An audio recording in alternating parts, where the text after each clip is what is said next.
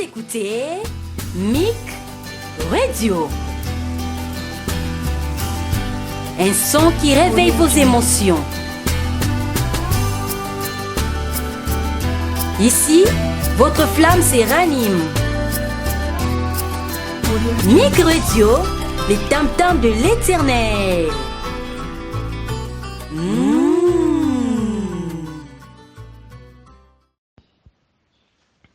Bien-aimés dans le Seigneur, Shalom. Je suis le berger Moïse Louchikou. Aujourd'hui, le Seigneur nous a mis à cœur de partager avec vous sur ce thème le 4 êtres vivants autour du trône. Ça, c'est une révélation directe que nous avons reçue de la bouche du Seigneur lui-même en 2007. Lorsque nous avons eu la visitation du Seigneur, accompagné de deux anges, Gabriel et Michael. Et là, nous sommes à l'église Messianic International Church à Kinshasa, où cette expérience vient de se passer. Il nous a été donné Apocalypse chapitre 4, et nous allons lire avec vous le verset 6 jusqu'au 7e. La parole prophétique déclare: il y a encore devant le trône comme une mer de verre, semblable à du cristal. Au milieu du trône et autour du trône, il y a 4 êtres vivants, remplis d'yeux, devant et derrière. Le premier être vivant était semblable à un lion. Le second être vivant était semblable à un veau. Le troisième être vivant a la face d'un homme. Et le quatrième être vivant est semblable à un aigle qui vole. Nous disons, parole du Seigneur.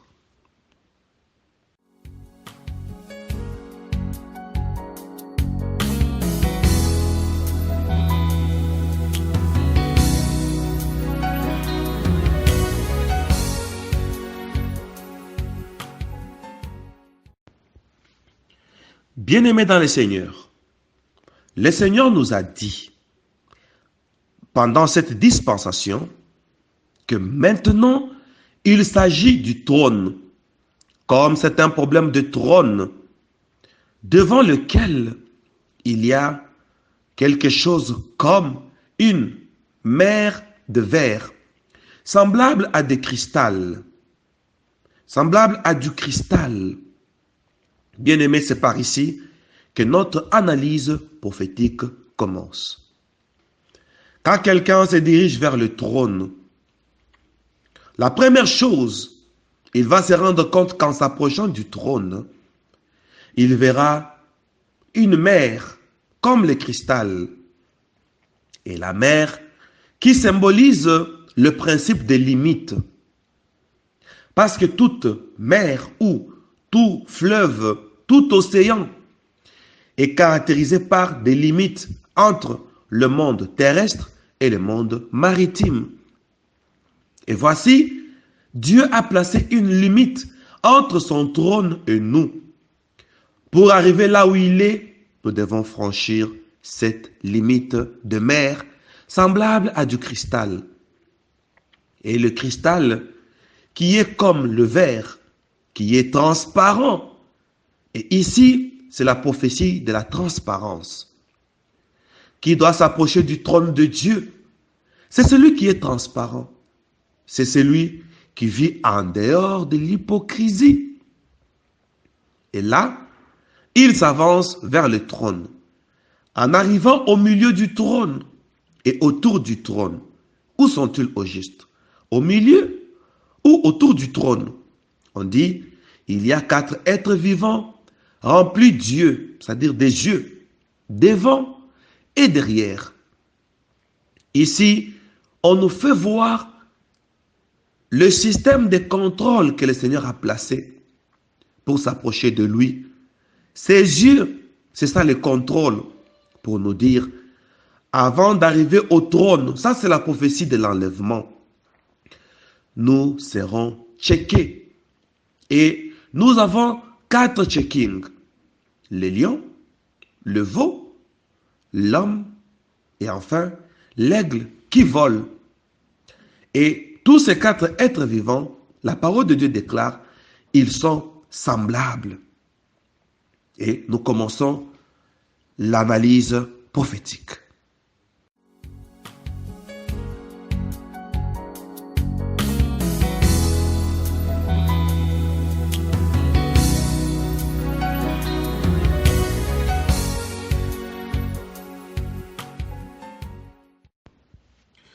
Nous commençons par la position de ces quatre êtres vivants.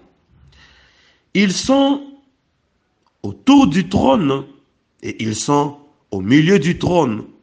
Ça, c'est une prophétie pour dire ces quatre êtres vivants sont proches de Dieu et ils occupent aussi le trône de Dieu parce qu'ils sont autour du trône. C'est la prophétie des quatre emblèmes de ceux-là qui, s'ils ressemblent à ces êtres vivants, ils seront amenés vers le trône. Comme le Seigneur a dit, à celui qui vaincra, il se mettra avec moi sur mon trône. Donc ça, c'est une promesse. L'analyse prophétique. Le premier être vivant est semblable à un lion. Et ce soir-là, le Seigneur nous a expliqué pour dire, n'est-il pas écrit sur moi par rapport au lion de la tribu de Juda? Le lion fait mention de moi. Et il dit, le second être vivant est semblable à un veau. Et il dit, n'est-il pas écrit dans les Écritures que j'ai été fait un serviteur du maître que j'étais? Et le veau est l'image d'un serviteur qui travaille dans les services de plantation. Donc le veau fait mention de moi, le lion fait mention de moi. Le troisième être vivant a la face d'un homme. Et le Seigneur ajoute, n'est-il pas écrit dans les Écritures qu'au commencement était la parole était avec Dieu et la parole était Dieu. Et le Seigneur ajoute, n'est-ce pas moi qui se fait chair parce qu'il est écrit et la parole a été faite chair. Elle a habité parmi nous pleine de grâce et nous avons contemplé sa gloire comme la gloire du Fils unique venu du Père. Et cet homme fait mention de moi. Et il ajouta, et le quatrième être vivant est semblable à un aigle qui vole. Le Seigneur dit, et l'aigle là, n'est-ce pas toujours moi? Parce que j'ai été souverainement élevé. Et le roi des oiseaux, c'est l'aigle qui va jusqu'au sommet des hautes montagnes. Il culmine jusque plus haut. Et l'aigle y va. Et il dit, cet aigle qui vole, c'est ma prophétie de moi qui fus élevé par-dessus tout. Donc, le quatre êtres vivants, c'est mon message que je vous donne sous quatre phases. Oh mon Dieu!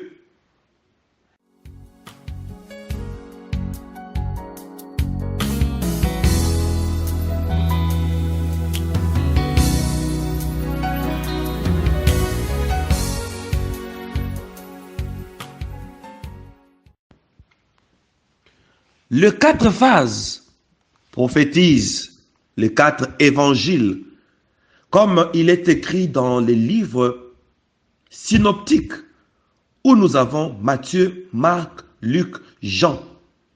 Et chacun d'eux a parlé de moi sous quatre phases. Où on me présente comme le lion de la tribu de Juda, où l'autre me présente comme un veau, c'est-à-dire un serviteur, l'autre me présente comme un homme, et l'autre parle pour dire que j'ai été souverainement élevé. Ça, c'est la décortication de quatre évangiles. Quatre évangiles qui symbolisent les quatre coins de la terre. Les quatre coins de la terre qui symbolisent les quatre vents. Les quatre directions. Le nord, le sud, l'est et l'ouest. Et le chiffre 4 qui symbolise mes vêtements qui étaient partagés en 4. Bien-aimés dans le Seigneur.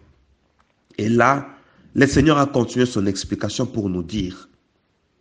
Il nous donne un message sous 4 phases. Le lion, le veau, l'homme et l'aigle. Il commence. Le lion, c'est lui-même, le lion de la tribu de Juda. Il dit, pour arriver au trône comme je suis, soyez comme moi, soyez mes imitateurs.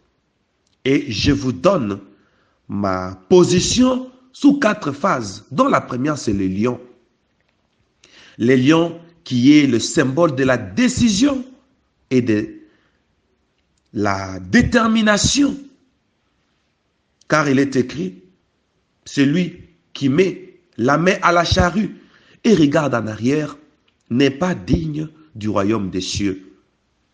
Et s'il faudra arriver au ciel jusqu'au trône, l'esprit du lion, ce n'est qu'une prophétie biblique.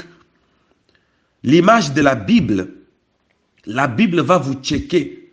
Notre checking, c'est la Bible. Notre inspecteur, c'est la Bible. Et on va voir si, dans la Bible, nous avons cherché le principe du lion. Le lion, s'il attaque, il ne recule jamais. Voilà la première condition pour arriver au trône. Il faut être comme le lion. C'est-à-dire, quand il attaque, il ne recule jamais. Et aussi, c'est l'accomplissement de la prophétie qui dit, celui qui met la main à la charrue et regarde en arrière n'est pas digne du royaume des cieux. C'est tout simplement pour dire, il ne ressemble pas à un lion, le lion qui est proche du trône.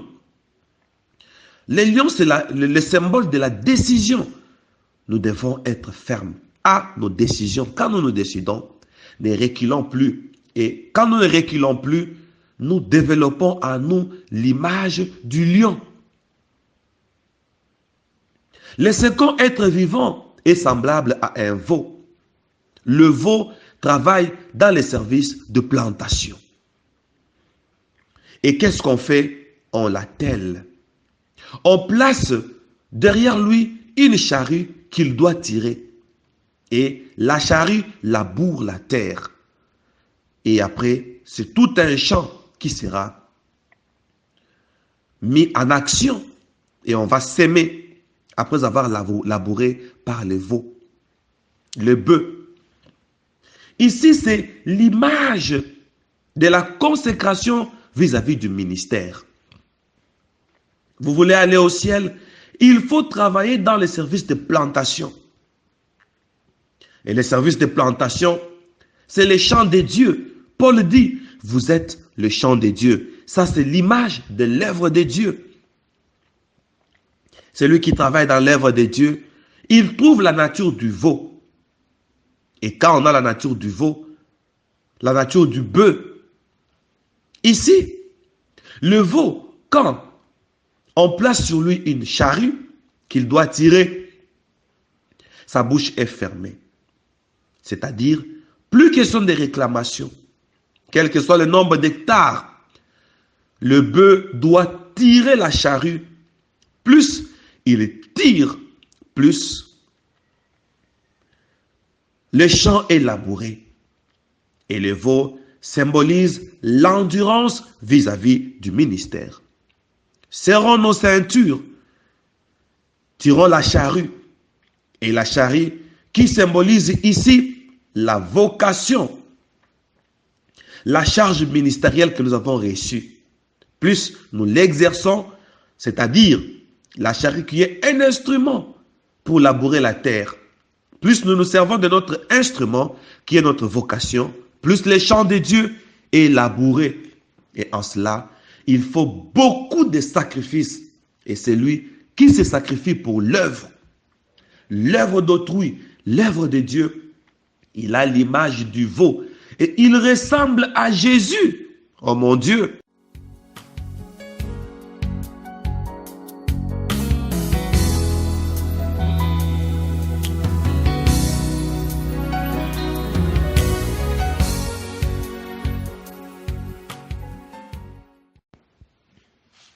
le veau qui nous donne l'image du sacrifice.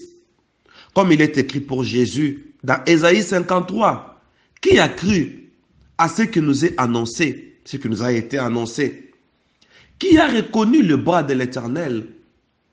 Il s'est élevé devant nous comme une faible plante, comme un rejeton qui sort d'une terre desséchée. Et on le décrit là, on dit, homme de douleur, habitué à la souffrance, semblable à celui dont on détourne le visage. Il n'avait ni beauté ni éclat pour attirer nos regards. Et on dit que le Seigneur a porté le fardeau, notre punition. Le Seigneur l'a pris. Ça, c'est le bœuf. Il tire une charge.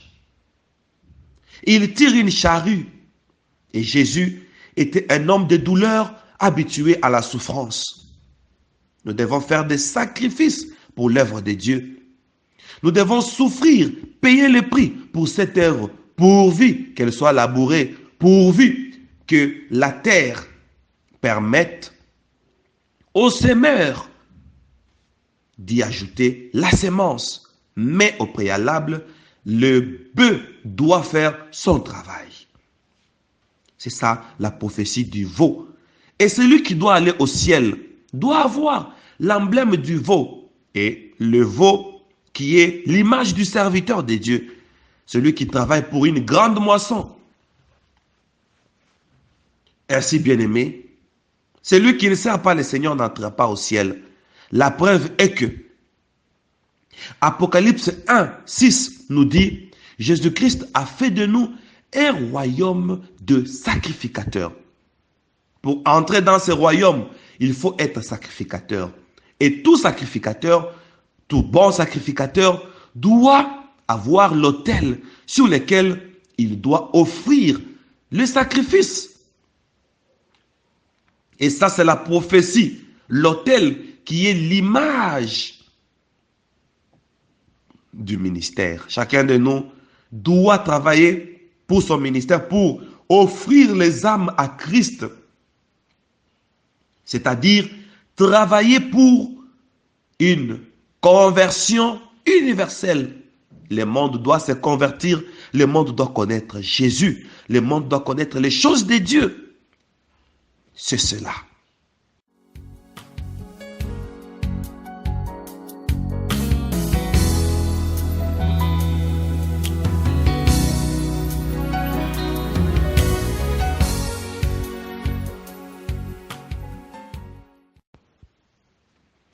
Et voici le troisième être vivant à la face d'un homme.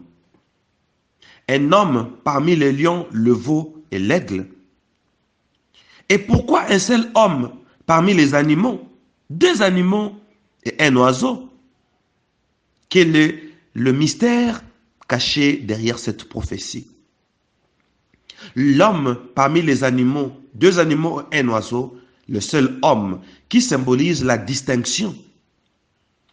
Pour arriver au trône, comme ces quatre êtres vivants, pour avoir le trône, comme ces quatre êtres vivants sont au milieu du trône, il faut avoir la nature d'un homme distingué. Voilà la prophétie. Parce que dans la création, seul l'homme, oh mon Dieu, pendant que Dieu voulait les créer, a dit, faisons l'homme à notre image, selon notre ressemblance. Voilà pourquoi ici, l'homme, l'être, le troisième être vivant, a la face d'un homme. C'est la prophétie de l'image de Dieu, parce qu'on nous parle d'une face. Ici, il faut développer la nature de l'homme créé à l'image de Dieu. Pour arriver au trône, nous devons développer l'image de Dieu pour nous distinguer d'entre les milliers de la création. Voilà pourquoi nous voyons un homme parmi deux animaux et un oiseau. La loi de la distinction. Nous devons développer la nature de Dieu, l'image de Dieu. Et ici, l'homme est le seul être créé parmi les êtres. L'être humain est doté de la conscience, est doté de l'intelligence, et c'est l'homme qui craint Dieu. Les lions, le veau, c'est-à-dire les animaux, ne craignent pas Dieu. L'homme est le seul à craindre Dieu. Et ici, on nous donne l'image de l'homme pour nous prophétiser la crainte de Dieu. Voilà la troisième condition sine qua non pour arriver au trône. Et le quatrième être vivant est semblable à un aigle qui vole. Ici, c'est la prophétie de la dimension, la prophétie de la hauteur. Cet aigle ou cet être humain vivant est semblable à un aigle qui vole, c'est-à-dire un aigle qui a les ailes déployées à la position du vol. Il est resté comme ça. Il a l'image d'un oiseau prêt pour le décollage, prêt pour l'envol. Ça, c'est la prophétie d'une dispensation que le Seigneur nous a donnée, qui dit, ceux qui se confient à l'Éternel renouvellent leur force. Ils prennent le vol comme un aigle, et nous voulons parler de l'image d'un aigle qui vole. Ça, c'est une prophétie biblique. Allons-y.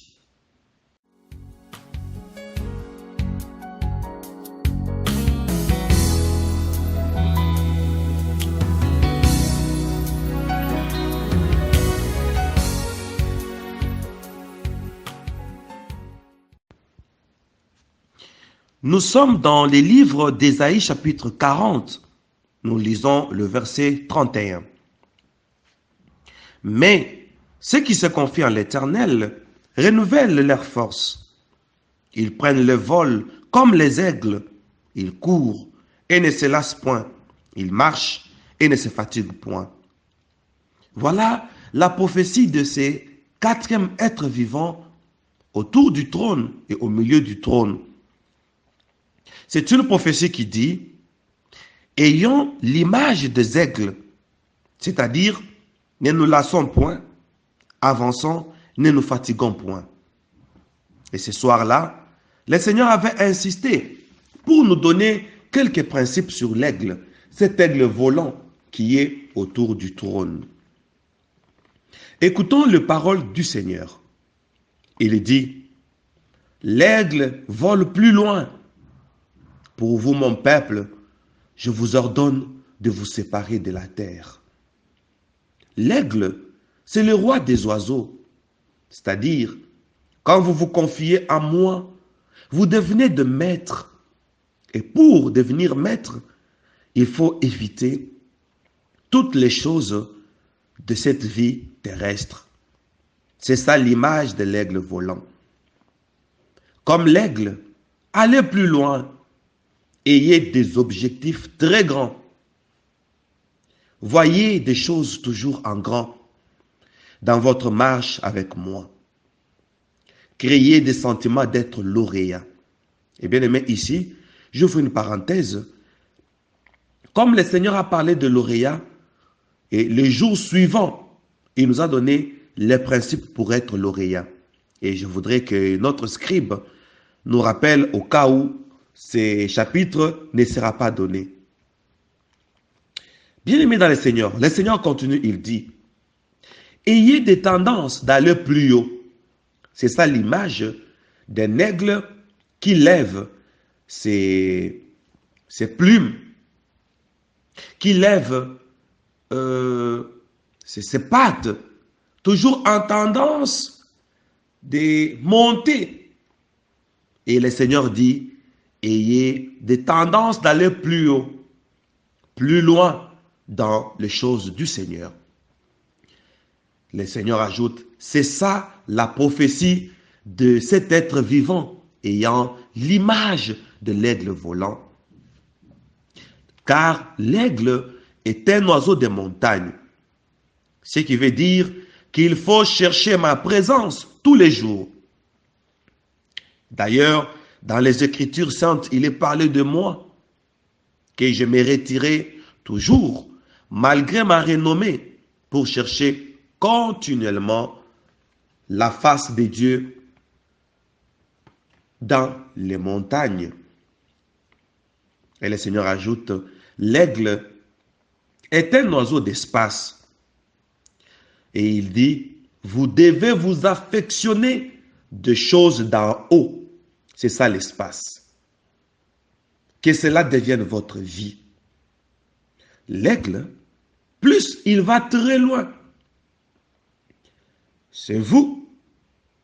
Plus vous montez plus loin, plus la vision de la terre devient petite. Le Seigneur nous dit, quand vous montez plus haut, d'où vous venez devient plus petit. Et je me rappelle, souvent quand nous sommes dans des avions, juste au décollage, nous nous rendons compte que tout devient petit sur terre. Et le Seigneur ajoute, quand on va plus loin, la vision de la terre devient petite. Minimisez les choses de la terre et faites disparaître la vision terrestre. C'est alors qu'on reconnaîtra que vous avez atteint une dimension. Si le monde est encore grand pour vous, alors ça démontre que vous êtes encore plus bas, plus loin de moi. Voilà, bien-aimés, ce que le Seigneur nous avait dit sur les 4 êtres vivants. Mais cette histoire prophétique continue encore. On en parlera.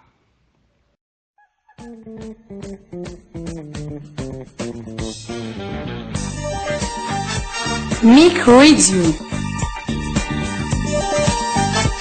Notre unique but, c'est édifier et améliorer votre progrès spirituel. Nous rebâtissons les pierres éparpillées de l'autel, c'est ça notre devoir. MIC Radio.